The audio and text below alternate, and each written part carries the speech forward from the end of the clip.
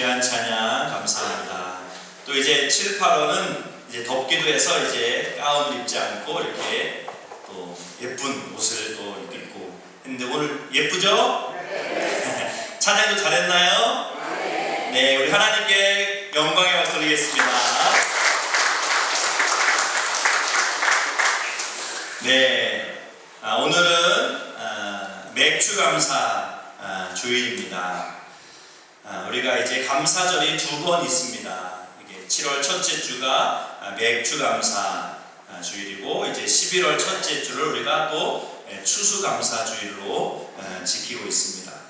특별히 맥주 감사절은 성경에 이제 맥주절을 우리가 이제 의미한다라고 생각해 볼 수 있습니다. 이제 이스라엘 백성들이 가나안 땅에서 노예로 있었다가 하나님의 은혜로 출애굽을 해서 가나안 땅에 들어가서 이제 처음 씨를 심고 농사를 졌는데 거기서 이제 첫 소득을 하게 되는 거죠. 그래서 이제 보리를 처음 거둠으로 인해서 하나님께서 도와주셨구나. 우리가 정말 비참하게 노예 생활했었고 광야에서 먹을 것이 없었는데 만나와 메추라기로 살려주셨는데 이제 우리가 농사를 지어서 이렇게 하나님이 우리에게 첫 소산물을 주셨습니다. 그거에 감사하며 지켰던 절기가 이제 맥주절 7.7절이라고 부르고 또 이제 신약으로 보면 오순절이 되는데 그 절기를 우리가 이제 지키는 게 바로 맥주 감사절입니다. 우리가 특별히 이제 맥주 감사절은 또 우리가 상반기를 돌아보면서 2026년 한 해 상반기 동안 함께 하신 하나님의 은혜에 감사하는 절기인 줄로 믿습니다. 어떤 사람이 감사할 수 있느냐? 바로 하나님의 은혜라는 것을 깨닫는 자가 감사할 수 있는 거예요. 다 이것이 내 노력이었고 내가 한 성과인데 무슨 감사할 일 없잖아요. 그렇죠? 그런데 이것이 하나님의 은혜였구나. 농사를 내가 씨를 뿌리긴 했지만 적절하게 비를 주시고 햇볕을 주시고 또 바람이 살랑살랑 불게 하신 분은 하나님이시니 하나님께서 이것을 이뤄주셨구나. 그것을 고백할 수 있는 분이 고백할 수 있는 사람이 하나님께 감사할 수 있는 그러한 분이 되는 줄로 믿습니다. 저와 여러분들은 작은 것에도 범사에 감사할 수 있기를 주님의 이름으로 축원드립니다. 자, 오늘 말씀의 제목을 감사의 능력이라고 한번 정해봤습니다. 감사는 단순히 한 번 감사로 끝나지 않는다는 거죠. 이것은 하나님의 은혜를 경험할 수 있는 계속적으로 하나님의 은혜를 경험할 수 있는 능력이 있다는 겁니다. 그래서 여러분들 주변에도 자꾸 불평하고 원망하고 대통령 탓, 군수 탓, 남 탓, 남편 탓 하시는 분 옆에 가면은 가기가 좀 싫어요. 그죠? 나도 짜증이 나. 그죠? 그런데 항상 감사하는 분, 작은 것에도 감사하고 조금 상처 하나 준다고 아이고 고맙다고 막 그렇게 감사를 표현하는 분한테는 더 주고 싶은 거예요. 맞나요? 그런데 상처 줬더니 상처가 시들었잖아 그러면서 불평하면 다음에 내가 주나 봐라 그러면서 이제 다음에 안 주는 거예요. 감사하는 능력이 있는 거예요. 더 많은 감사를 불러오는 그러한 능력이 있는 줄로 믿습니다. 자, 첫 번째 어떤 사람이 감사할 수 있느냐? 하나님의 은혜를 기억하는 사람이 감사할 수 있다는 거죠.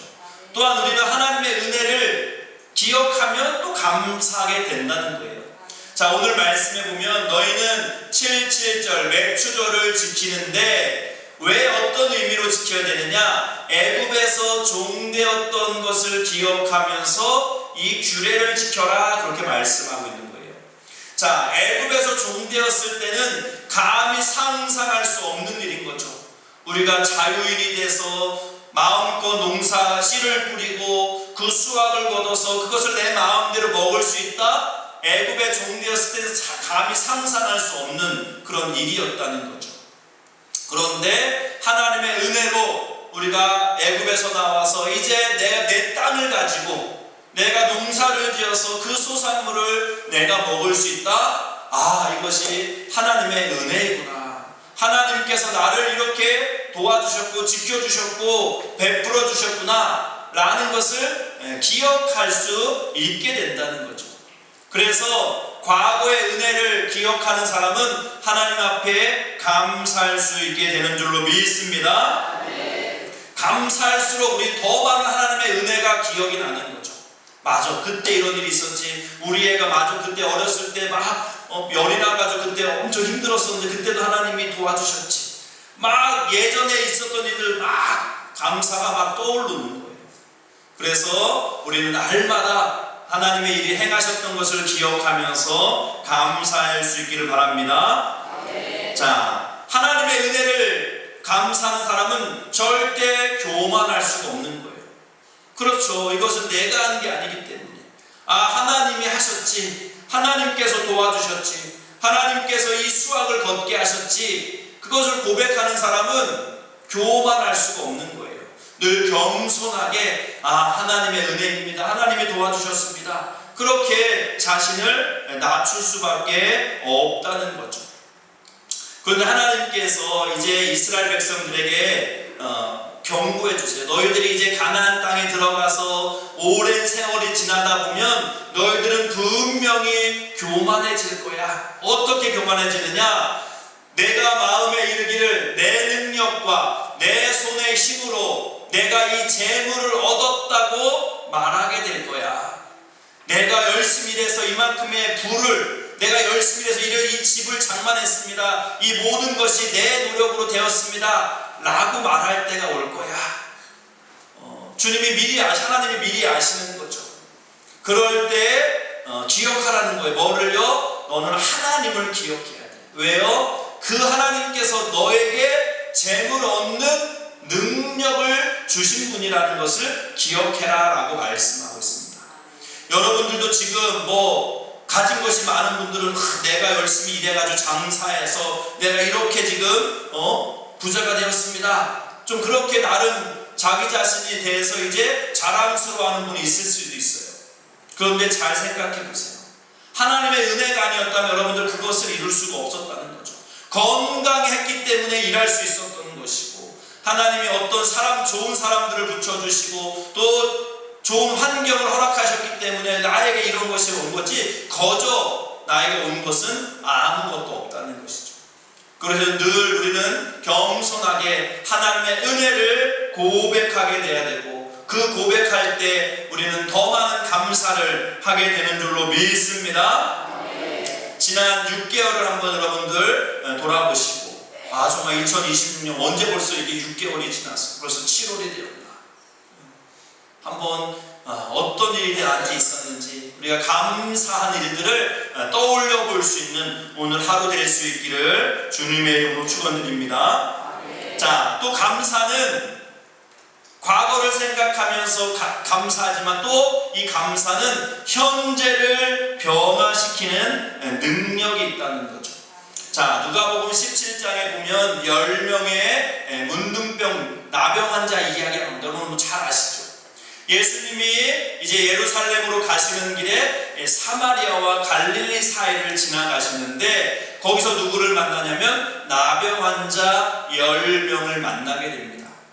나병 환자들은 단순히 병에 걸린 게 힘든 게 아니에요. 그들은 가족들과 격리돼서 혼자 그들끼리 그냥 저 마을 밖에서 따로 살아야 되는 거예요. 병에 걸린 것도 너무나 고통스러운데 사랑하는 사람들과 떨어져야 했으니 그게 더 비참한 현실이거든요.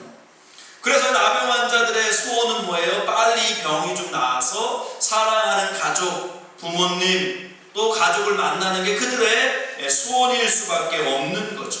그래서 예수님이 지나가시니 그들이 목소리 높여서 예수님 하면서 나를 좀 도와달라고 그렇게 부르짖게 되죠. 자, 그때 예수님께서 그냥 지나치시지 않습니다. 자, 예수님께서 어떻게 하세요? 그 10명에게 이제 너희들 몸을 제사장에게 보이라, 그렇게 명령하십니다. 그랬더니 그들이 10명이 제사장에게 가는 길에 몸이 완전히 깨끗해지는 것을 경험하게 되죠. 와!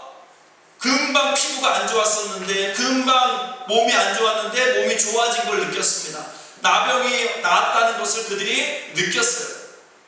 그들이 제일 먼저 하고 싶었던 게 뭘까요? 사복감력에 달려오고 싶겠죠. 맥주 감사주에 떡을 좀 먹고 싶겠죠. 사랑하는 가족을 만나는 거겠죠. 그렇죠? 부모님한테 가서 부모님, 어머니 만나서 얼싸 안고 어머니 하면서 막 만나고 싶었겠죠. 그래서 정말 9명은 다 가버립니다. 뿔뿔이 흩어져요. 자기 고향으로, 자기 가족에게 갑니다. 그런데 그 중에 한 사람은 너무 보고 싶었지만 잠깐 그것을 미루고 누구에게 가요? 예수님에게 찾아갑니다. 예수님이 자기를 고쳐주셨다는 것을 직감적으로 깨닫는 거죠. 그래서 예수님 발 아래 엎드려서 감사를 하게 됩니다. 이것이 어떻게 보면 당연한 건데 나머지 9명에게 당연하지 않았어요. 그러니 예수님께서 어떠한 일을 행하시냐, 이 한 명에게 이 병 고침 받은 것도 너무나 감사한데 예수님께서 놀라운 은혜를 베풀어 주십니다. 우리 누가복음 17장 19절 같이 봉독합니다. 그에게 이르시되 일어나 가라, 내 믿음이 너를 구원하였느니라 하시더라. 아멘. 병 고침 받은 것도 너무 감사한 일인데 주님께서 네 믿음, 네가 그렇게 나에게 감사하는 마음을 가지고 표현했는데 내가 거기서 네 믿음을 봤다. 내가 너를 구원하였다. 죄와 사망으로부터 내가 네 영혼을 구원하였다라고 아주 놀라운 그러한 선포를 듣게 되는 것을 보게 됩니다. 이 일이 어떻게 가능했죠? 감사하는 거, 감사. 이것이 당연한 것이 아니었어요. 예수님이 고쳐준 것이 당연한 것이 아니었어요. 우리가 주일마다 점심 맛있는 밥을 먹는 게 당연한 게 아니었어요. 오늘부터 라면을 먹으면 이제 아주 눈물겹게 깨닫게 되겠죠. 그때가 좋았는데 내가 왜 그때 불평을 했지? 반찬이 뭐 이렇다고 저렇다고 밥을 주는 게 이렇게 감사한 일인데. 근데 라면도 맛있어요, 가끔 먹으면. 우리는 항상 익숙한 것이 당연한 거라고 생각할 때가 많아요. 그런데 그것이 없어지면 그제서야 그것이 당연한 것이 아니었구나. 건강을 잃고 보니까 건강한 것이 당연한 것이 아니었구나. 그것이 큰 하나님의 은혜였구나. 물질을 조금 잃고 보니까 물질을 내가 가지고 있었던 것이 당연한 것이 아니야. 우리는 가지고 있어도 조금 잃어보면 그제서야 감사를 발견하게 되는데 우리는 그러기 전에 나에 있는 모든 것이 하나님의 은혜임을 고백해야 될 줄로 믿습니다. 감사는 현재를 바꾸는 놀라운 능력이 있는 줄로 믿습니다. 또한 뿐만 아니라 감사는 앞으로 하나님이 나에게 주실 은혜의 문을 여는 열쇠와도 같다라고 우리가 생각해 볼 수 있습니다. 우리 시편 50편 23절 같이 봉독합니다. 감사로 제사를 드리는 자가 나를 영화롭게 하나니 그의 행위를 옳게 하는 자에게 내가 하나님의 구원을 보리이다. 아멘. 자, 하나님이 우리의 예배를 받으시는데 우리가 예배 드릴 때 여러 가지 마음으로 오죠. 하나님 앞에 섭섭한 마음을 가지고 올 수 있습니다. 왜? 원하는 게 안 됐어요. 그래서 하나님 앞에 따지려고 예배 오시는 분들 종종 있을 수 있습니다. 또 어떤 분은 또 여러 가지 간절한 기도의 제목을 가지고 옵니다. 하나님 이것도 해주셔야 되고 저것도 해주셔야 되고 이번에 우리 아들 이번 달 우리 시험 봅니다. 이번에 100점 맞아야 되고 1등급 받아야 되는데 하나님 아시죠? 안 그러면 좀 삐집니다. 하나님 앞에 그런 간절한 기도 제목을 가지고 오는 분도 있어요. 그런데 하나님이 어떠한 예배를 더 가장 기뻐하실까? 오늘 보니까 감사로 제사 드리는 자를 하나님을 영화롭게 한다는 거죠. 하나님이 영화롭게 된다. 하나님 너무 기뻐하신다는 거예요. 자녀가 오랜만에 왔는데 엄마한테 막 따져요. 엄마 왜 김치를 따요? 김치가 너무 짜. 다음부터 좀 김치 좀 싱겁게 해서 보내. 요즘 누가 그렇게 작게 먹어? 막 오자마자 막 불평을 하는 거예요. 온 건 너무 감사하죠. 고맙죠. 반갑죠. 그런데 오자마자 불평하면 야 빨리 가라 그러잖아. 그죠? 속으로 설마 대놓고 막 가라 그러진 않지. 속으로. 근데 자녀가 와서 엄마 감사해요, 이렇게 건강하게 지낸 것만도 감사한데 또 김치를 보내주시고 마늘을 보내주시고 감자까지 보내주셨네. 아이고 우리 엄마 너무 고마워. 엄마 더 건강해서 계속 건강해서 계속 보내줘. 자녀가 와서 감사를 표현해보세요. 그러면 진짜 내가 아파도 보내지 말라고 해도 또 보내고 싶은, 이번에는 감자 보내야지, 이번에는 옥수수 보내야지, 이번에는 또 더덕 보내야지, 계속 보내고 싶은 게 부모의 마음인 것처럼 하나님도 뭐 다르겠어요? 불평하는 성도보다는 뭔가 자꾸 하나님께 감사하는, 작은 것에도 감사하는 성도가 있으면 더 주고 싶은 게 하나님의 마음이 아닐까. 제 생각에 하나님은 뭐 공평하신 분이기 때문에 다 똑같이 줄 수도 있겠지만, 자, 내가 하나님의 구원을 보리라, 하나님이 행하신 일을 보게 될 것이다 라고 말씀하고 있습니다. 감사는 하나님을 내가 신뢰하고 있다는 믿음의 표현인 줄로 믿습니다. 바로 예배, 제사의 완성은, 정점은 감사는, 감사의 마음을 드리는 것이 바로 예배의 절정, 제사의 완성이 되는 줄로 믿습니다. 감사는 또 다른 감사를 여는 그러한 문이 되는 거예요. 고린도후서 9장 8절에 보니까 하나님이 능히 모든 은혜를 너희에게 넘치게 하시나니 이는 너희로 모든 일에 항상 모든 것이 넉넉하여 모든 착한 일을 넘치게 하게 하려 하심이라. 아멘. 하나님께서 하나님께 감사하는 자에게 넘치도록 은혜를 베풀어 주시는 줄로 믿습니다. 왜냐하면 감사하는 자가 잘 되면 하나님도 더 영광을 받으시는 거예요. 아, 저분은 정말 늘 감사하더니 저런 좋은 일이 생겼네. 아, 저분은 늘 작은 것에도 저렇게 감사한다, 감사 입에 달고 달더니 정말 감사한 일이 저렇게 많네. 하나님 정말 살아계시네. 그분과 더불어 하나님의 이름이 높아지기 때문에 하나님은 그 감사하는 자를 더 축복할 수밖에 없는 줄로 믿습니다.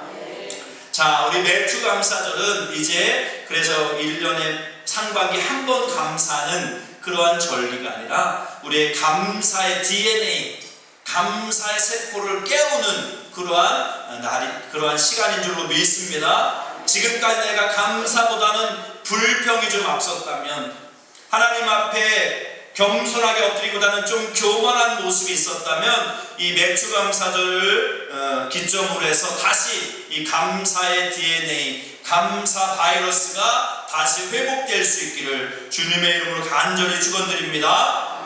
그래서 우리는 항상 범사에 감사해야 돼요.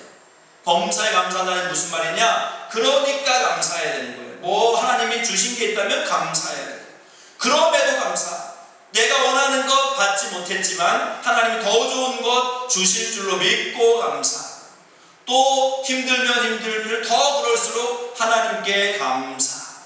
또 작은 것까지도, 설마 이것까지 감사해야 돼? 그것까지도 감사할 수 있는 감사의 마스터, 감사의 완전자 될 수 있기를 주님의 이름으로 간절히 축원드립니다. 우리 하반기에는 우리 입술에서 늘 나오는 말이 죽겠다, 힘들다, 어렵다, 그러한 말보다는 이래서 감사하고 저래서 감사하고 모든 것이 감사합니다. 그 고백이 저와 입술의 후렴구처럼 날마다 그렇게 나올 수 있기를 주님의 이름으로 간절히 축원드립니다. 아멘. 자, 우리 이 시간 함께 하나님의 은혜를 기억하면서 우리 이 시간 하나님 앞에 찬양으로 감사를 표현하겠습니다.